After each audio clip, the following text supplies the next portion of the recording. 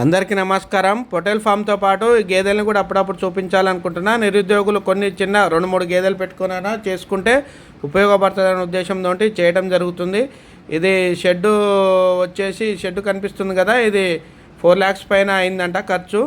ఇలా 15 గేదెలు ఉన్నాయి. ఇవి అన్నీ హర్యానా నుంచి రావడం జరిగింది.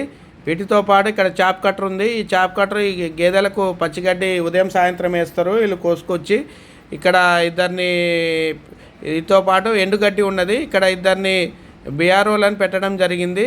వాళ్ళే చూసుకుంటారు ఉదయం సాయంత్రము. ఇది వచ్చేసి ఎదకొచ్చిన బర్రెకి ఇక దున్నపోతు ఇలకానే ఉంది. ఆ దున్నపోతుతో ఇక ఏం జరిగేదో మీకు తెలుసు. దాని తర్వాత ఇక జరిగే ప్రాసెస్ అంతా మీకు తెలుసు.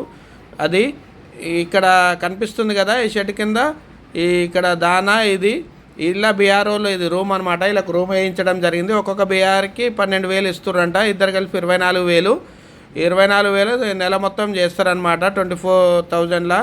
ఇప్పుడు ఇక్కడ కనిపించే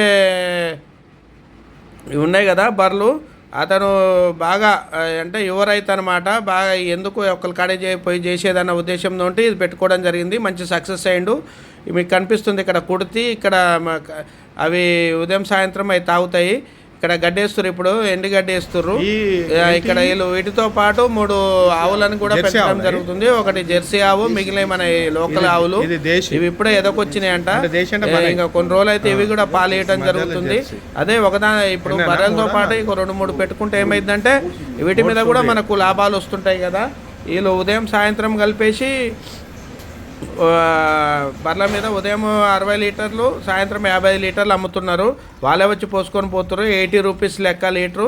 ఇది గడ్డి అనమాట. 4.5 ఎకరాలలో వేసింది. మొత్తం ఇక్కడ అన్నకి వచ్చేసి 13 ఎకరాలు ఉందంట. వీటిలో 4.5 ఎకరాలు ఈ గడ్డి వేసారు. సూపర్ నైపరు వచ్చేసి ఇంకా 2-3 రకాల గడ్డి వేయటం జరిగింది.